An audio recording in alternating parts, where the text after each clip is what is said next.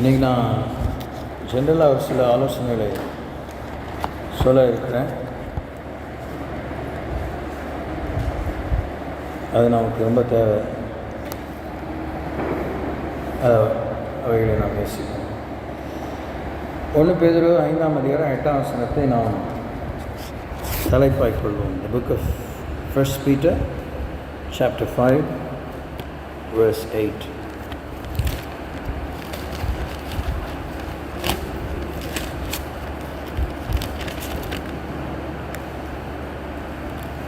தெளிந்த புத்தியுள்ளவர்களாக இருங்கள், விழித்திருங்கள், ஏனெனில் உங்கள் எதிராளியாகிய பிசாசானவன் கெர்ஜிக்கிற சிங்கம் போல எவனை விழுங்கலாமோ என்று வகை தேடி சுற்றித் திரிகிறான்.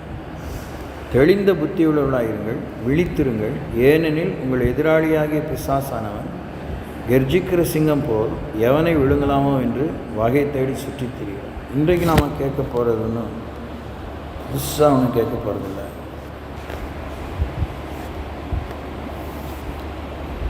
ஆனால் கேட்டவைகளை இதை நான் நிறைய தடவை உங்களுக்கு சொல்லியிருக்கேன்.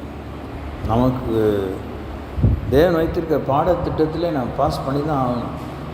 பாஸ் ஆகலைன்னா திரும்பி பாடம் நடத்துவார். அதை மாதிரி ஒரு பிரச்சனை, அதை மாதிரி ஒரு சிலுவை ரொம்ப கஷ்டம். நம்மளும் அந்த காலத்தில் கேள்விப்பட்டிருக்கோம்.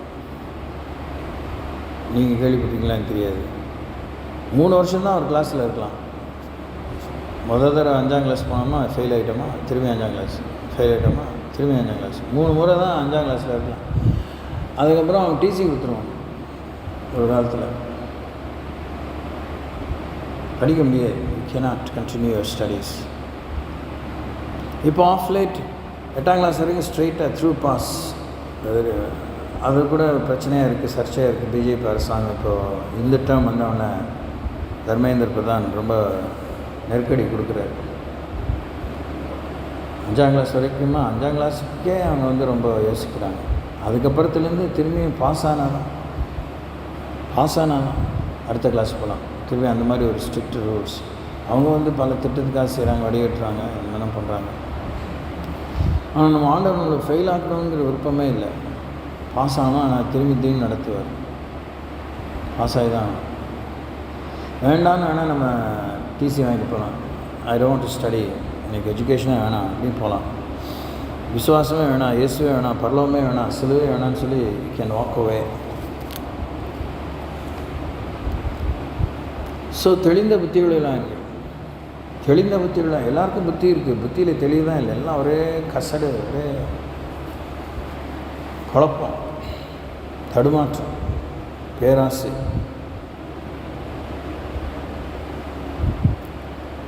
ஆமாம், கலப்படம், தூசி,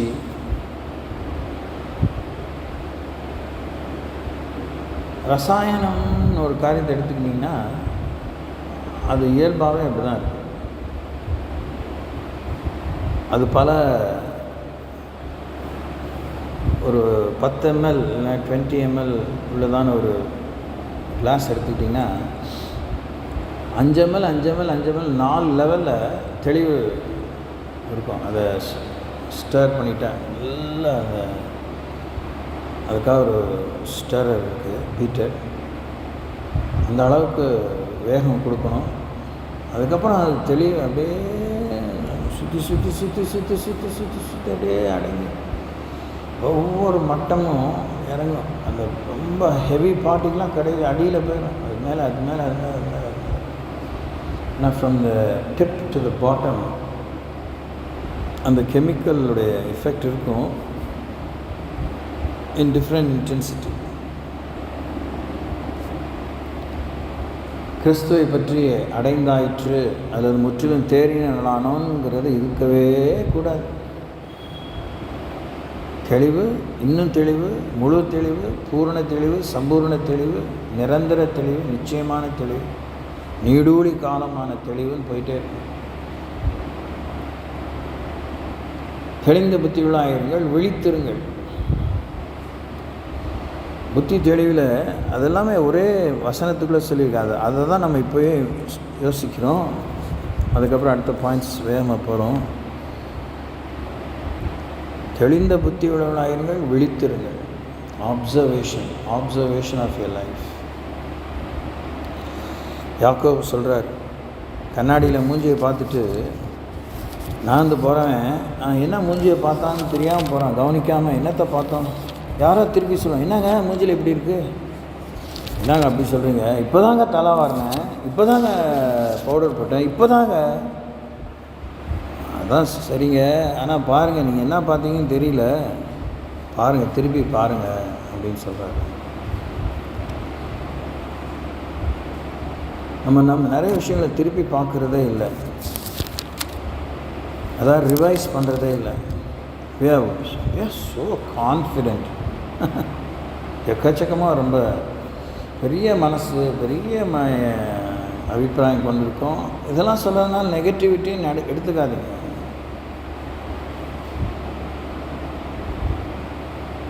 நம்முடைய சில நோய்கள் சிம்டமேட்டிக் ட்ரீட்மெண்ட்ஸுக்கு ஒத்துழைக்க அப்படின்னா இங்கே அரிக்கிற மாதிரி இருக்கும், அரிச்சிட்டே இருப்போம். ஏதாவது எண்ணெயை போட்டால் அதை போட்டால் இதை போட்டால் அது போயிடுச்சுன்னு நினைப்போம்.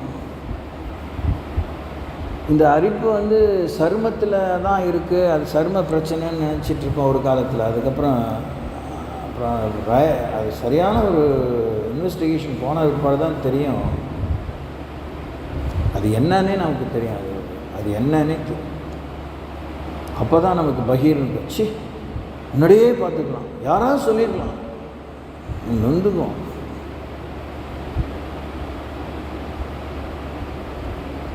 தெளிந்த புத்தி உள்ளவர்களாயிருங்கள், விழித்திருங்கள்.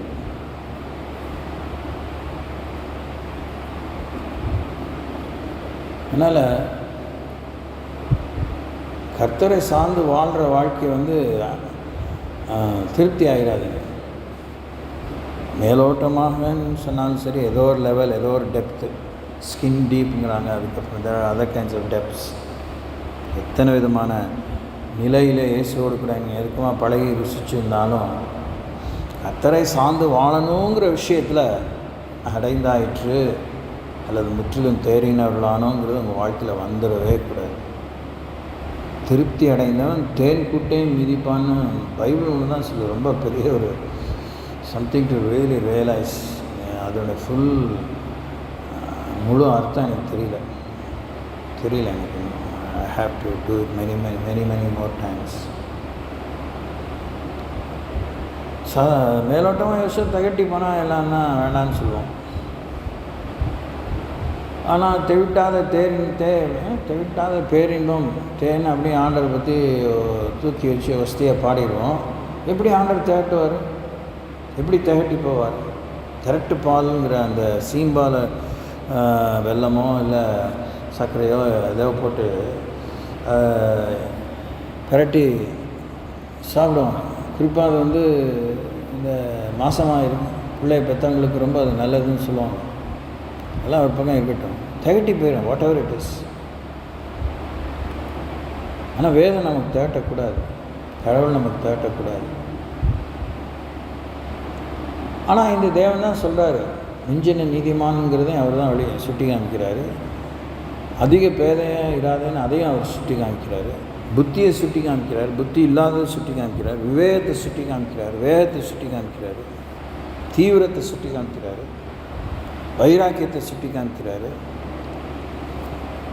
நல்ல விஷயத்தில் வைராக்கியம் பாராட்டுறது நல்லதுன்னு சொல்கிறாரு, கண்டதுலேயும் வைராக்கியம் இருக்காதுங்கிறாரு. தெளிந்த புத்தி உள்ளவர்களாக இருங்கள், தெளிந்த புத்தி உள்ளவர்களாக இருங்கள். புத்தி தெளிவு ஊருக்கு தேவைங்க நம்ம யோசிக்க ஆரம்பிக்கிறோம்ல மெனி டைம்ஸ். யாருக்கோ புத்தி சரியில்லை, நமக்கு ரொம்ப கரெக்டாக இருக்குது, அவங்களாம் சரியான நல்லாயிருக்கும் சார். யூஸ்வலாக நம்ம என்ன நினைக்கிறோம், நம்ம அரசாளுகிற அரசியல்வாதிகள் அமைச்சர்கள் இவங்களுக்கெல்லாம் அறிவே இல்லை அப்படின்னு நினைக்கிறோம். நமக்கு நம்ம வீட்டுக்குள்ளே என்ன அறிவு இருக்குது, நம்ம பற்றி நம்ம சர்க்கிள்குள்ளே என்ன அறிவு இருக்குது, அதை நம்ம யோசிக்கிறதே இல்லை. அவன் எனக்கு சொல்ல வந்துட்டான், நான் ஒழுங்காக நாட்டை ஆள சொல்லு, அதுக்கப்புறம் எனக்கு சொல்ல வீட்டை ஆளுறத பற்றி நான் சொல்கிறேன் அப்படிங்கிற மாதிரிலாம் யோசிக்கிறேன்.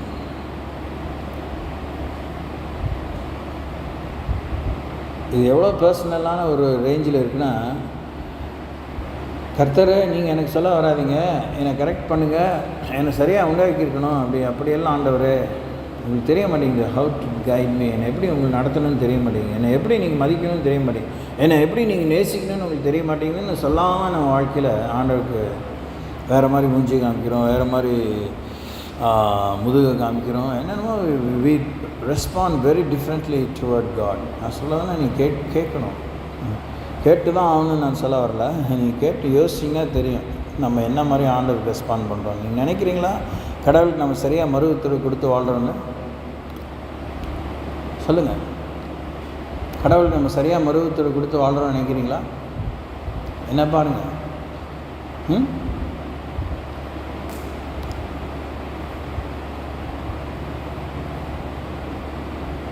என்ன இப்படி பார்க்குறீங்க? கடவுள் மூஞ்சி தெளிவாக பார்க்க முடியுதா? அப்படியே உட்காந்துருக்கு. என்ன புரியுதா உங்களுக்கு? என்ன புரியுதுன்னு தெரியல. எல்லாம் சொல்லி ஆகணும், அவனும் புரியும் சொல்லுவோம், இல்லைன்னா அதே பாயிண்ட்டை சொல்லிட்டு இருப்பார், அடுத்த பாயிண்ட் போக மாட்டார். we are not properly responding. நம்மலாம் ஏன் ஃபஸ்ட் மார்க் ஸ்கூலில் படிக்கும்போது எடுக்கல? ஏதோ எடுத்துருப்போம் திப்பத்த மாதிரி. வாரம் நம்ம வீக்லி டெஸ்ட்டில் எடுக்கிறோமா, மந்த்லி டெஸ்ட்டில் எடுக்கிறோமா, குவார்ட்டர்லி, ஆஃபர்லி, ஆனுவல்னு ஃபஸ்ட் மார்க்கே எப்பயுமே விடாமல் எடுத்துகிட்டு இருக்கோமா? அது எப்படி எடுக்க முடியும்? எப்போயோ ஒரு தடையாவது மார்க்கு கம்மியாகணும், ஃபெயிலானால் என்ன பண்ணுறது அப்படிங்கிற மாதிரி அப்படிலாம் கூட எடுத்துருப்போம். பாருங்களேன், நம்ம லெவலுக்கே வரும். உங்களுக்கு பாசிட்டிவே திங்க் பண்ண தெரியல. ஐயோ நீங்கள் ரொம்ப பாசிட்டிவ், எல்லாமே ஃபஸ்ட் மார்க் தான் எடுக்கிறீங்க, ஆனால் டீச்சர் கேட்குற கேள்விக்கு சரியாக ரெஸ்பாண்ட் பண்ணாமல் இருப்பீங்க. Yes or no? Yes or no? ஆமாம். நீங்கள் மார்க் எடுத்த ரகசியம் சாமிக்கு தான் தெரியும், உங்களுக்கு தான் தெரியும். நம்ம மார்க்கை வச்சு நினைக்கிறோம் we have big time brain. no, not at all. நம்ம மார்க் எடுக்கிறத வச்சு நினைக்கிறோம் நம்ம பெரிய மூளை, புத்திசாலி, புத்தி கூர்மை, ஐயோ பயங்கர திறமை, ரொம்ப இன்டெலிஜென்ட் தர ஷூட்டிங்க, ஐயோ ரொம்ப இந்த மார்க் எடுக்கிற பிள்ளைங்க மாதிரி மண்டுங்களை பார்க்கவே முடியாது. ஆமாவா இல்லையா? கோபமாக இருக்கிறீங்க, அதுங்களுக்கு பொது அறிவு பூஜ்ஜியம். புத்தகம் அதான் புக்குவாம்பாங்க, அது மாதிரி புத்தகத்தை மாத்திரம் படிச்சுருக்கோம், மக பண்ணி அக்பர்னா வேறு எதையும் வாழே வராது. அதுதான், அவ்வளோதான். அதே படித்து மார்க் வாங்கிடுங்க. அந்த கேள்வி வந்தால் அவங்கள அடிச்சிக்க முடியாது. 100 மார்க் தான் கண்டிப்பாக, 10 மார்க் சொல்ல வாங்கிடுங்க. ஆனால் அக்பரை தாண்டி வேறு ஒன்றுமே தெரியாது. அவுரங்கசீப் ஒருத்தர் இருந்தாருன்னே தெரியாது. ஒருத்தரும் அதுதான் அக்பர் மாதிரி தான் இருந்தார் எனக்கு தெரியும் அப்படிம்பாங்க. அது மாதிரி தான் சிலர் ஊரெல்லாம் தெரிஞ்சு வச்சுருப்பாங்க. புரியுதா? தெளிந்த புத்தி இல்லைன்னு அர்த்தம். பக்கத்து வீட்டில் என்ன நடக்குதுன்னு கேட்டிங்கன்னா ரன்னிங் கமெண்ட்ரி மாதிரி, கிரிக்கெட் கமெண்ட்ரி மாதிரி எல்லாம் சொல்லிகிட்டு இருப்பாங்க. ஆனால் அவங்க வீட்டில் என்ன நடக்குது தெரியல, அது வந்துச்சு போச்சு என்னன்னே தெரியலன்னு சொல்லிட்டு இருப்பாங்க. அவங்க வீட்டை பற்றி அவங்களுக்கு எந்த விதமான கவனம் இருக்காது, வீட்டுக்காரை பற்றி கவனம் இருக்காது, பிள்ளைங்களை பற்றி கவனம் இருக்காது, தங்களை பற்றி கவனம் இருக்காது. அடுத்தவங்க ஆத்மாக்கா உத்தரவாதம் பண்ணுறதுக்கு நான் ஒரு பெரிய டீமாக கிளம்புவாங்க சபையில். ஆனால் தங்க ஆத்மா எங்கே போயிட்டுருக்குன்னு தெரியாது. சோத்திரம் கோமாயிருங்க. இப்போ தான் தெளிந்த புத்தி உள்ளவர்களாக இருங்கள். ஜபத்தில் எங்கேயும் டெல்லிக்கு போவாங்க, டெல்லியை தாண்டி எல்லா கான்டினென்ட்டு போய் எல்லா கண்டத்துக்கு போயிட்டு கண்டம் பாயும் இன்டர் கான்டினென்டல் பெலிஸ்டிக் மிசைல் மாதிரி ஏவுகணைகளை விட்டு ஜபம் பண்ணுவாங்க. ஆனால் எங்கள் வீட்டில் அடுப்பு அணைக்காமல் வந்திருப்பாங்க பாருங்கள், அந்த மாதிரி அறிவாளிகள்.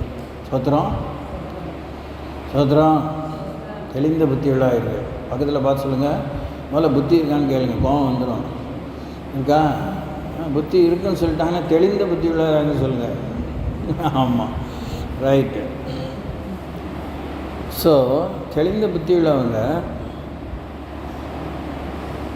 கவனிங்க, சிலருக்கு தெளிந்த புத்தி இருக்கும், ஆனால் சிலருக்கு விழிப்பே இருக்காது, அப்சர்வேஷனே இருக்காது. லைஃப் மூணு அறிவு இருக்கும். கணக்கு போகிறதில்ல புலி, கணக்கில் புலி, வியாபாரத்தில் புலி, அதில் புலி. ஆனால் புளியாக இருக்கும். புளி அது இதில் புளியாக இருக்கும். ஐயோ புளிப்பு வாயில் வைக்க முடியாது. ஏன்னா விழிப்பு இல்லை,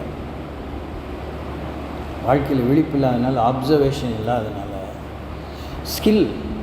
இந்த எல்லாத்துலேயும் புத்திசாலியாக இருக்கிறவங்களுக்கு அவங்க ஏன் அப்படி சொல்கிறாங்கன்னா, they are very skilful. very talented, but they are not very wakeful and thoughtful. தாளந்துகள் நம்மை விடுதலை பண்ணுமா? பண்ணும். எவ்வளோ பண்ணுமோ அவ்வளோ பண்ணும், எங்கே பண்ணுமோ பண்ணும். ஆனால் விழிப்பாக இருப்பது, பொது அறிவிலே கூர்மையாக இருப்பது, அது வருமுன் காப்போங்கிற விஷயம்தான் விழிப்பு. தாளந்து அது ஒரு முதலீடு தான், அது ஒரு மூலதனம். It's a resourcefulness. But resourcefulness alone does not help and does not protect us. நம்மை அது பாதுகாக்கிறது இல்லை. விழிப்புணர்வு தேவை. விழிப்புணர்வை சமயத்துக்கேற்ற புத்தின்னு நான் சொல்லிக்கொள்ள விரும்புகிறேன். சமயத்துக்கேற்ற புத்தி. விழிப்புணர்வு ஏறக்குறைய ஞானத்துக்கே சமானமானது.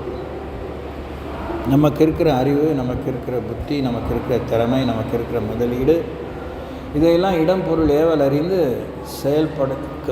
செயல்படுத்தக்கூடிய விவரம் தான் விழிப்பு. அது விழிப்பின் மூலமாக தான் கிடைக்கும் அந்த விவரம். சிலர் ஆந்த மாதிரி விழித்துட்டு இருப்பாங்க, அப்படியே பேந்த முழிச்சிட்டு இருப்பாங்க, அப்படியே மற்றவங்களே கவனிச்சுட்டு இருப்பாங்க.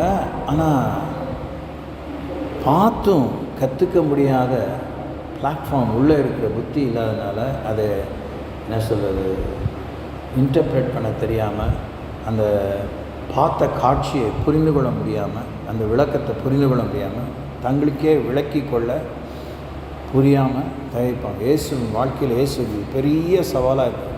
நான் சுவிசேஷ புஸ்தகங்களை வாசிக்கும்போது, குறிப்பாக ஓமைகளை வாசிக்கும்போது, இதெல்லாம் ஏன் எங்களுக்கு சொல்கிறீங்கன்னு கேட்பானுங்க. வாயை திறந்து இப்படி அப்பட்டமாக ஆண்டவருக்கே நொந்துருவார். இதெல்லாம் ஏன் அவங்களுக்கு சொல்லாமல் எங்களுக்கு சொல்லிகிட்டு இருக்கீங்க? நாங்களாம் இஸ்ரவேலர்கள், நாங்களாம் யூதர்கள், நாங்களாம் விருத்த சேதனம் பண்ணப்பட்டவங்க, நாங்களாம் ஆபிரகாமின் சந்ததி, இதெல்லாம் ஏன் எங்களுக்கு போய் சொல்லிகிட்டு இருக்கீங்க? அதான் நாங்கள் வசதி, நாங்களாம் இன்னும் எல்கேஜி யூகேஜி கிடையாது, நாங்களாம் பெரிய டிகிரி அப்படிங்கிற மாதிரி தான் சீடர்கள் கேட்பாங்க. ஆண்டவர் சொல்வார், அதுங்க சொன்னால் புரியுது, உங்களுக்கு புரியல. நீங்கள் ராஜ்யத்தின் புத்திலாக இருக்கீங்க, ஆனாலும் உங்களுக்கு புரியல. அதை நான் உங்களுக்கு விளக்கி சொல்ல வேண்டியிருக்கு. நான் உங்களுக்கு இப்படி சொல்லும்போதே அது எல்லாம் புரியுது, எங்களுக்கு ஏன் சொல்லுங்கிறீங்க? நான் இதனோட அர்த்தம் என்னன்னா, நீங்கள் சொல்லுங்கள், நான் கேட்குறோம் அப்படின்னு கேட்குறாங்க. ஆண்டவர் அவங்க சொல்கிறார், பொறுமையாக அவங்க சொல்கிறார். முதல் சொன்ன அந்த ஓமையை அவர் விளக்கி சொல்கிறார். விதைக்கிறவன் ஒருத்தன் இன்னும் விதைக்க போனான். அவன் விதைகளை தூவினா எல்லா பக்கமும் சராசரியாக அவன் விதை தூவுகிறேன்னு விதைக்கிறேன் எப்படி செய்வானோ அதை எல்லாம் பட்சபாதம் இல்லாமல் செஞ்சான். சில விதை வழியோரத்தில் விழுந்துச்சு, சில விதை கற்பாறையில் விழுந்துச்சு, சில இது முட்புதரில் விழுந்துச்சு, சில இது நல்ல நிலத்தில் விழுந்துச்சு.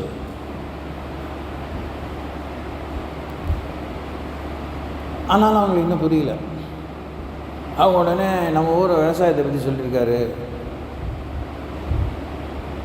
அப்படின்னு நினச்சிருக்காங்க. இதை வச்சுட்டு என்ன சொல்கிறாருன்னு நான் யூஸ் பண்ணேன். ஆனால் பார்த்தார், விதை கர்த்தருடைய வசனம், நிலம் மனுஷனுடைய இதயம், வழியோரம்னா என்ன, கற்பாறைன்னா என்ன, முள்புதர்னா என்ன, நல்ல நிலம்னா என்ன, அதில் 3 ரகம் அப்படின்னு சொல்லலாம் விளக்கி சொல்கிறார். இப்படியே அநேக விஷயங்கள், முக்கியமான விஷயங்கள்லாம் அவர் விளக்கி சொல்கிறத நம்ம பார்க்குறோம். இப்போ நீங்கள் உட்காந்து கேட்குறீங்க, இப்போ எல்லாமே உங்களுக்கு தெரிஞ்ச மாதிரி இருக்கும். உங்களுக்கு எல்லாமே தெரிஞ்ச மாதிரி தான் இருக்கும். நான் சொல்கிறேன், உங்களுக்கு தெரியாமல் இல்லைன்னு சொல்லலை, உங்களுக்கு தெரிஞ்ச மாதிரியும் இருக்கும், தெரிஞ்சிருக்கவும் வாய்ப்பு இருக்குது. ஆனால் வாழ்க்கையில் அந்த விஷயம், அந்த பர்டிகுலர் விஷயத்தை பற்றி ஏலேருந்து Z வரைக்கும் இருக்குது, ஆனாலேருந்து அக்கனா வரைக்கும் இருக்குது. ஊனாவை பற்றி உங்களுக்கு எல்லாமே தெரிஞ்சிருக்கும், ஆனால் விழிப்பு இருக்காது. எங்கே உபயோகிக்கணும்? குறிப்பாக யோசித்து பாருங்கள், நம்ம தமிழர்கள் நம்முடைய தமிழ் இலக்கணத்தில் அக்குன்னு ஒரு அர்த்தம், ஒரு எழுத்து இருக்குது, 3 டாட். அந்த அக்கை எங்கே யூஸ் பண்ணுறதுனே தெரியாது. ஆமாம், அப்படி ஒரு எழுத்து இருக்கானே கேட்பீங்க. நம்மளை நான் எவ்வளோ இருக்கும், துரோகி, மொழிக்கே துரோகினி. ஆமாவா இல்லையா? என்ன இப்படி பார்க்குறீங்க? ஆமாவா இல்லையா? ஆமாம். எங்கே போய் இது யூஸ் பண்ணுறது? இது போய் கொடுத்துருக்காரு பாரு கடவுள் அப்படின்னு. ஆனால் அக்கு வச்சு அந்த எழுத்தை வச்சுருக்காரு. It has got a function, it has got a right function, it has got a right notation. It is a consonant.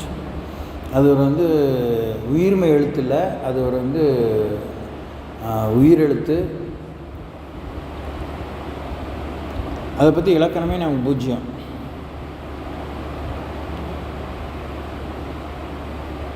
எனக்குமே ஃபுல்லாக தெரியாது. 2 எழுத்துக்கள் 2 வார்த்தைகள் அக்குங்கிற வார்த்தையை வச்சு யூஸ் பண்ணது ஞாபகம் இருக்குது. ஆனால் வந்து how it works, why it is there, we do not know. கடவுளை எழுத்து தான், ஆதியிலே வார்த்தையாக இருந்தது, வார்த்தை தேவனத்திலிருந்து வார்த்தை தேவனாக இருந்தது அப்படின்னு நமக்கு தெரியும். ஆனால் we do not know the real power, real influence of God's letters. அதான் பே ஹே, அந்த ஒரு எழுத்துக்குள்ளே 3 எழுத்து இருக்குது. ஹேக்குள்ளே 3 எழுத்து இருக்குது, இதில் 2 எழுத்து இருக்குது. ஹேங்கிற ஒரே எழுத்துக்குள்ளே அது ஒரே எழுத்து தான், ஆனாங்கிற மாதிரி ஆ ஆ இ ஈ அப்படின்னு. நம்முடைய தமிழை பற்றி நமக்கே தெரியல, அதுவும் ஒரு பெரிய கருத்து செறிவு மிக்க ஒரு மொழி. அதனால தான் செம்மொழிங்கிறோம். எபிரேயம் ஒரு செம்மொழி, அதுக்குள்ளே அவ்வளோ இருக்குது. World of information is there. அது ரெண்டும் சேரும்போது it is got another added effect.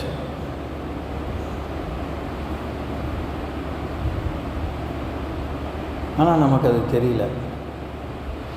அந்த இலக்கணம்லாம் தெரிஞ்ச எபிரேயர்களுக்கு இயேசு வரும்போது இயேசு ஏற்றுக்க முடியல. விழிப்பில்லை, அறிவு மண்டை முழுசாக அறிவு தான். ஆனால் இயேசுவை மேசியாக பார்க்க முடியல, ஏற்றுக்க முடியல. அவரே வாய்ப்பிறப்ப சொன்னாலும் அவன் தேவதூஷம் சொல்கிறான், அவன் பிசாசு பிடிச்சான், அவனை அடிங்க, அவனை காலி பண்ண, இருக்கக்கூடாது, சாகணும். தெளிந்த புத்தியும் விழிப்பு இருந்தால் தான் we will have peace. நமக்கு சமாதானம் இருக்கும், கலவரமே இருக்காது, கலகம் இருக்காது, கலவரம் இருக்காது, குழப்பம் இருக்காது, கொந்தளிப்பு இருக்காது, கூப்பாடு இருக்காது, கூக்குரல் இருக்காது, we won't lift our cry, புலம்பல் இருக்காது. இதெல்லாம் நம்ம மிஸ்ஸிங்காக இருக்கிறனால தான் நம்ம ஆண்டவரே நம்ம என்ஜாய் பண்ண முடியல. நேசருங்கிறோம், எங்கே அவர் நேசத்தை எதாவது என்ஜாய் பண்ணிங்களா நீங்கள்? பாதுகாக்கிறார், தாங்கிறார், ஏந்துறார், நல்லா அவர் இல்லைன்னா அவர் கிருபை தான் கிருபை அப்படிலாம் சொல்கிறோம். என்ன ஒரு நேரம் அதை அந்த சர்ம எழுச்சி தான், அந்த கொஞ்சம் நேரம் தான் டிக்லிஷாக, yo Jesus so nice, so love, so sweet. இப்போ இதுதான் ஸ்வீட்டுன்னு அதுக்குள்ளே தாங்கவே முடியல. ஏன் அதை சொல்கிற நீ? கவனிங்க, என்ன பாருங்கள், இனிப்பை தாங்க முடியுமா தாங்க முடியாதா? சும்மா பொதுவாக சொல்லுங்கள். உங்களுக்கு சக்கரை வியாதி இருக்குன்னு பயப்பட வேணாம். இனிப்புங்கிற அந்த சுவையை தாங்க முடியுமா முடியாதா? முடியுமா முடியாதா? முடியும். பலமாக சொல்ல முடியும். காரத்தை தாங்க முடியுமா முடியாதா? ஏன் உடனே வந்துடுங்க? ஐயோ எரியும். அதுக்கு விளக்கம் வேறு வருது பாருங்க. சரி, காரம் அப்படி. கசப்பு முடியாது, கசப்பை தாங்க முடியாது. முடியும் போல இருக்கு, ரொம்ப கசப்பு. எப்படி கொஞ்சம் இல்லை, தாங்க முடியுமா முடியாது. இப்போ கவனிங்களேன், தாங்க முடிகிறதுக்கு பேர் சுவை இல்லை அப்படின்னா அந்த முழு சுவையை நம்ம சுவைக்கலை. We have not come to taste any tasty issue to the full intensity. இனிப்பின் உச்சத்தை நம்ம அறியாததுனால ஏதோ கொஞ்சம் இனிப்பாக இருக்கலாம், இனிப்புன்னு நம்ம ஒரு முடிவுக்கு வந்துட்டோம். அப்படி தான் வாழ்ந்துட்டுருக்கோம். ஆமாவா?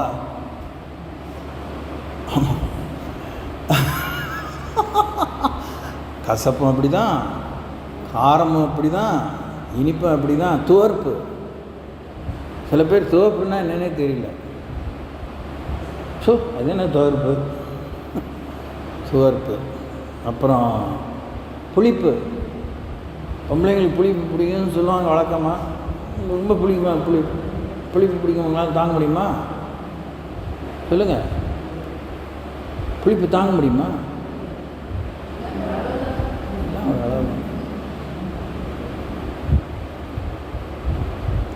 ஏன் இந்த வார்த்தையை சொன்னார் பெரியவங்க? அளவுக்கு மிஞ்சினால் அமிர்தமும் நஞ்சு, பாய்சன். இப்போ அமிர்தம் அது சுவைகளிலே ஒரு குயின் இல்லைன்னா கிங். அதுவே இந்த அளவாக வச்சுக்கிட்டா தான், இல்லைன்னா நான் ராஜா கழுத்தறுத்துரும், ராணி கழுத்தறுத்துரும். அது மாதிரி தான் கர்த்தருடைய வார்த்தை. இருபுறமும் கருக்குள்ள எந்த பட்டயத்திலும் கருக்கானதாயும். கர்த்தருடைய வார்த்தை தான், ஆனால் இருபுறமும் கருக்குள்ளது. It's a two-edged sword. It is sharper than any two-edged sword. இருபுறம் கருக்குள்ள எந்த பட்டயத்திலும் அதிக கருக்கானது. ஆவி ஆத்மா சரீரம் ஊன் கணுக்கள் இருதயத்தின் யோசனைகளை வகையறுக்கக்கூடியது. தெளிந்த புத்தியுள்ளவர்களாயிருங்கள், விழித்திருங்கள்.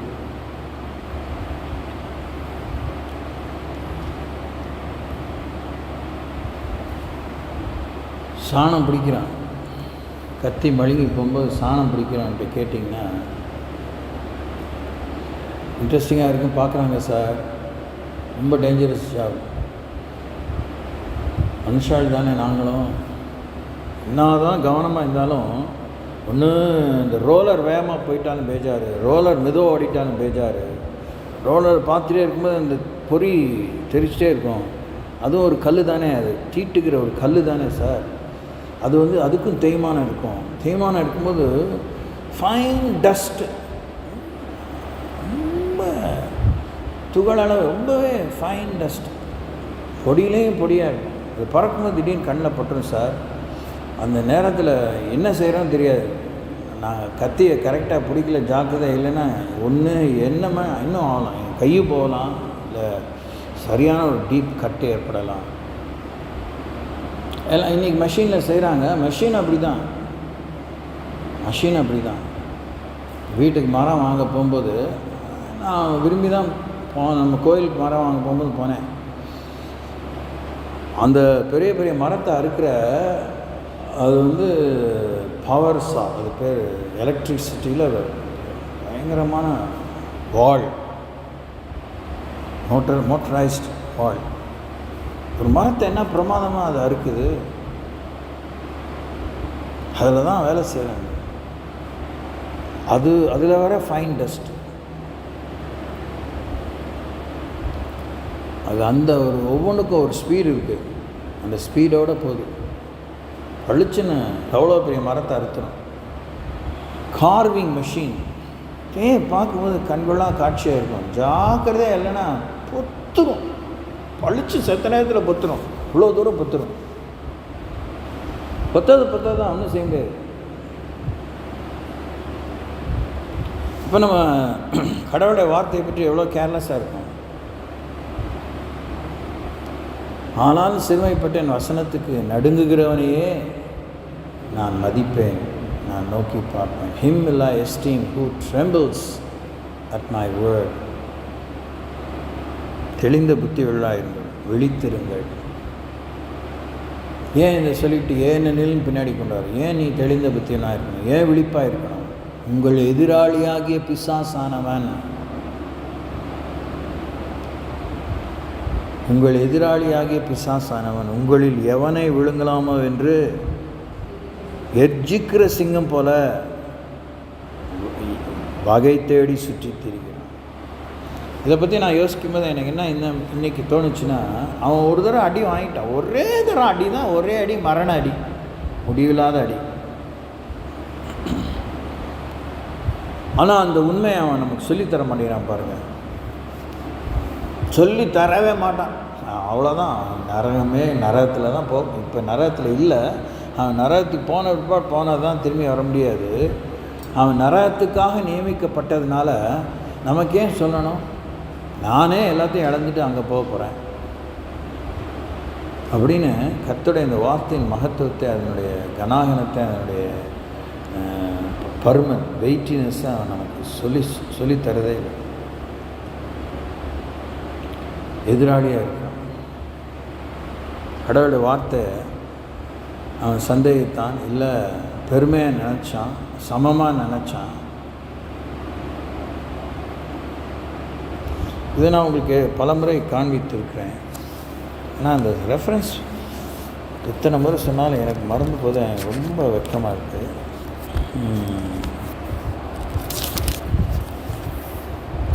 ஆமாம், அது தேடுறதுக்கே நேரம் ஆகிடும். ஆனால் இது அதுக்கு இணையான ஒரு சிறிய ஸ்மால் ரெஃபரன்ஸ் தான். It may not be a very befitting reference. வாசிக்கலாம். ரோமர் எழுதின 3ஆம் அதிகாரம் 2ஆம் வசனம். Book of Romans chapter 3 verse 2. அது எவ்விதத்திலும் மிகுதியாக இருக்கிறது. முன்னாடி வசனம், இப்படியானால் யூதர்களுடைய மேன்மை என்ன? விருத்த சேதனத்தினாலே பிரயோஜனம் என்ன? அந்த விருத்த சேதனம் அந்த யூதனாக இருப்பது எவ்விதத்திலும் மிகுதியாக இருக்கிறது. தேவனுடைய வாக்கியங்கள் அவர்களிடத்தில் ஒப்புவிக்கப்பட்டது, விசேஷித்த மேன்மையாமே. தேவனுடைய வாக்கியங்கள் அவரிடத்தில் ஒப்புவிக்கப்பட்டது, விசேஷித்த மேன்மையாமே. They are the people of the world. உலகத்தில் இந்த வார்த்தைக்கு சொந்தக்காரங்க, இந்த புத்தகத்துக்கு சொந்தக்காரங்க, இந்த உபன்யாசத்துக்கு சொந்தக்காரங்க அப்படின்னு உலகத்தில் யாரும் கம்பட்டம் அடிச்சுக்கணும்னா யூதர்கள் மாத்திரம்தான் அடிச்சுக்க முடியும். நாம் இந்த வேதத்துக்கு சொந்தக்காரங்க அல்ல, நாம் இந்த வேதத்துக்கு உரியவங்க அல்ல, நாம் இந்த வேதத்துக்கு பூர்வீகமானவர் அல்ல. இந்த வேதம் நமக்கு பூர்வீகமானது அல்ல. இந்தியா மாத்திரம் இல்லை, இஸ்ரேலை தவிர வேறு எந்த தேசத்தானும், குறிப்பாக யூதர்களை தவிர, ஆபிரகாமின் சந்ததியை தவிர, 12 கோத்திரத்தை தவிர வேறு யாரும் இந்த வேதத்துக்கு பூர்வீகமானவர்கள் அல்ல. இன்னொரு இடத்துல தான் அவங்கள பற்றி சொல்லும்போது எல்லாமே அவங்களுடைய இது பிதா அவருடைய இது அப்படின்லாம் சொல்லி ஒரு வசனம் வரும். இப்போ இங்கே இம்மிடியாக ஞாபகம் இல்லை.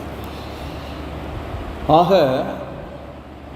அவன் ஆரம்பித்ததுலேருந்து அவங்கள தான் அவன் காலி பண்ணிகிட்டே இருக்கான், இன்னுமே காலி பண்ணிகிட்டு இருக்கான். அது ஓயலை. இஸ்ரேலர்களை சிதற பண்ணிகிட்டே இருக்கான், இஸ்ரேலர்களை சிதைச்சிட்டே இருக்கான், இஸ்ரேலர்களை சிறைச்சேதம் பண்ணிகிட்டே இருக்கான், இஸ்ரேலர்களை ஈனப்படுத்திகிட்டே இருக்கான், கேவலப்படுத்திகிட்டே இருக்கான், மீறுதலுக்கு உட்படுத்திகிட்டே இருக்கான், காயப்படுத்திகிட்டே இருக்கான், கொந்தளிக்க வச்சுட்டே இருக்கான், சந்தேகப்பட வச்சுட்டே இருக்கான், தீட்டுப்பட வச்சுட்டே இருக்கான். மேசியாவாக இயேசுவை காண முடியாமல் கண்ணை மறைச்சிக்கிட்டே இருக்கான். அதை அவங்களுக்கு செஞ்சுட்டே இருக்க, அவருடைய வேதத்தை நமக்கு ஆண்டவர் கொடுக்க, நம்முடைய இப்படியே இயேசுவை ஏற்றுக்கொண்ட புறஜாதிகளை கண்களையும் குருடாக்கிட்டே இருக்கான். எதிராளியே வேலை செய்ய. இந்த வேதத்தை படிச்சுட்டோன்னா பண்பாக பணிவாக கடவுளுடைய தொடுதலோட இரக்கத்தோட கிருபையினால் விசுவாசத்தை கொண்டு ரட்சிக்கப்பட்டு இது உங்களால் உண்டான அது தேவனுடைய ஈவுன்னு அந்த ரட்சிப்பு வந்தவங்க தான் இதை அப்படி ருசிக்க முடியும், அப்படி வாழ்க்கை மாற்றம் காண முடியும். அப்படிப்பட்டவர்களும் கூட தெளிந்த புத்தி இழக்கும்போது, விழிப்பை இழக்கும்போது மறுதளிக்க ஆரம்பிக்கிறாங்க, திட்டம் சபிக்க ஆரம்பிக்கிறாங்க, வித்து போட ஆரம்பிக்கிறாங்க, தூரமாக பின்பற்ற ஆரம்பிக்கிறாங்க. இதுதான் தேவன் நமக்கு சொல்லிக் கொடுக்குற விஷயம். ஸோ இதான்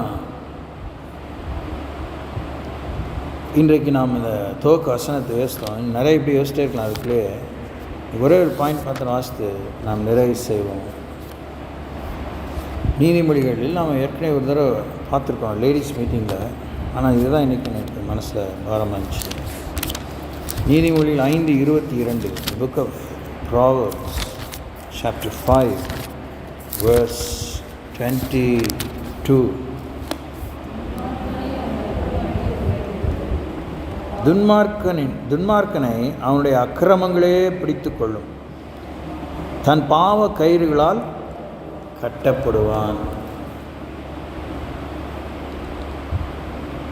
பாவம் மீறுதல், நெறி தவறுதல், குறி தவறுதல், செய்ய வேண்டிய அறிந்து செய்யாமல் போகிறது, செய்யக்கூடாது அறிந்து செய்கிறது, எல்லாமே it's all comprising 6 kinds of basic reasons, அடிப்படை காரணங்கள், அடிப்படை விவரங்கள் பாவத்தை பற்றி. ஓகே, அது ஒரு கயிறாக தான் வேலை செய்யுது. கவனிங்க, கயிறை பற்றி எவ்வளோ யோசிக்கலாம். பொது அறிவு தான், பொது அறிவில் தான் வேதத்தை நீங்கள் புரிஞ்சுக்கணும். பாவம் கயிறாக வேலை செய்யுது. ஒவ்வொரு கயிறுக்கும் ஒரு அர்த்தம் அஞ்ஞானிகள் கொடுக்குறாங்க.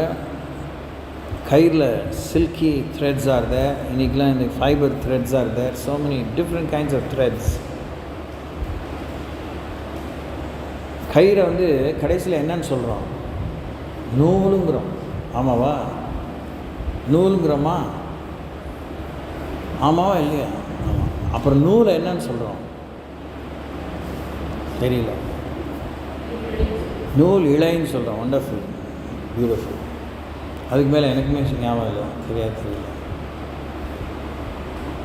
நூல் இழை அந்த அளவுக்கு கயிறு தான் அது. இட்ஸ் ஆல்சோ அதுலேருந்து அது பெரிய வடக்கயிறை போல் பெரிய இந்த ஆங்கரேஜ்லாம் இருக்குது பார்த்தீங்களா? என்ன சொல்லுது, கப்பல் துறைமுகத்தில் போட்டை வந்து பெரிய பெரிய கப்பலெல்லாம் வந்து கரையில் பெரிய சின்ன குட்டி போல் இருக்கும், அதில் கட்டி வைப்பாங்க. ஆனால் அதுக்கு போடுற கயிறு பார்த்திங்கன்னா அதை மஷின் தான் செய்யும். ஒரு காலத்துலாம் மாலுமிகள் செஞ்சுட்டு இருந்தாங்க. இப்போல்லாம் எல்லாமே மெக்கனைஸ்ட் ஆகிடுச்சு. அதை இழுத்து கட்டி அதுக்கு தனிப்பட்டதான ஒரு விதமான முடிச்சு இருக்குது, நாட்.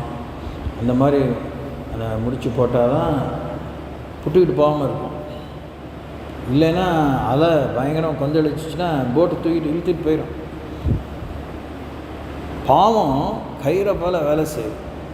ஒருத்தனுக்கு வடக்கயிறாக வேலை செய்யும், ஒருத்தனுக்கு நூல் இழையாக வேலை செய்யும்.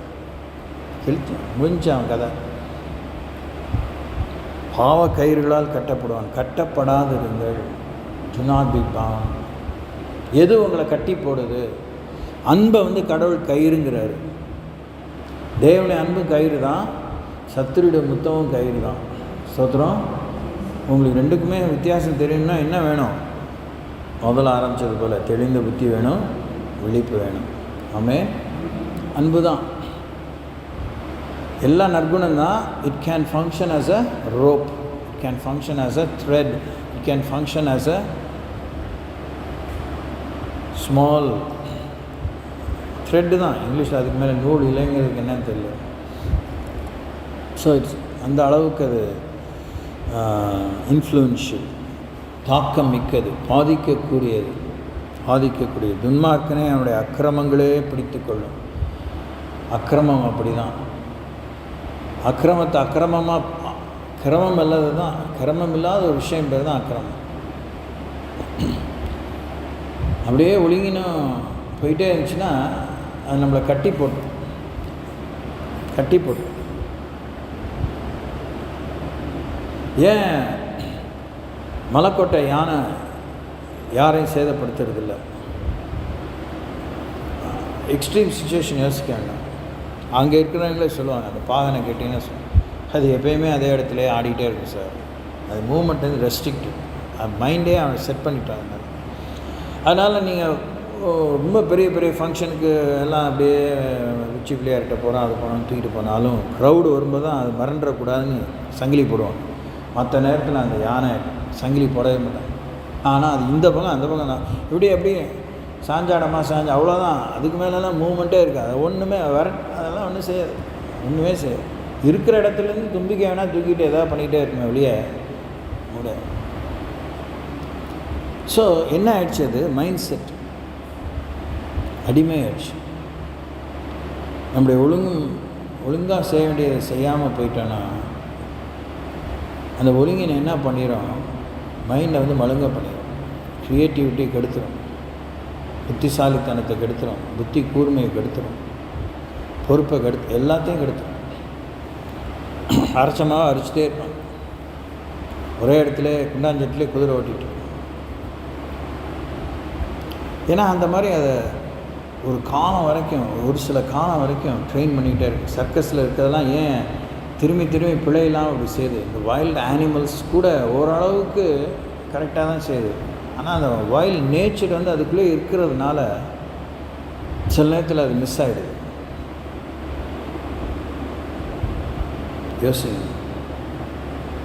யோசிங்க. அங்கே தான் கரெக்டான வார்த்தை. சில கரணம் தப்பினால் மரணம்.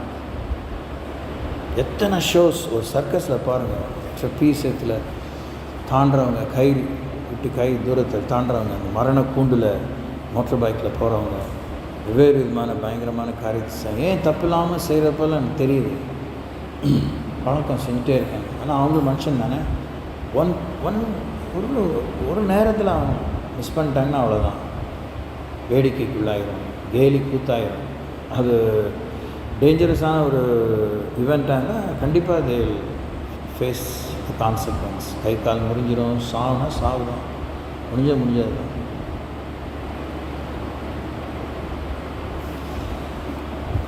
கர்த்தருடைய வார்த்தையோடு நம்ம விளையாட முடியாது.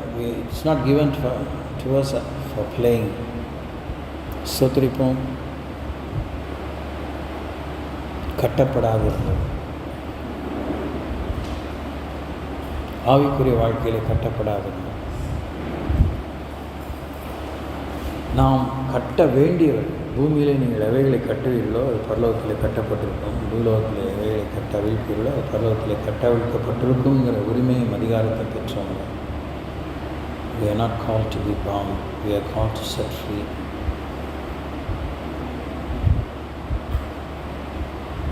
கிரயத்துக் கொள்ளப்பட்டீர்களே, மனுஷர்களுக்கு அடிமைகளாகாதிருங்கன்னு சொல்லப்படுது.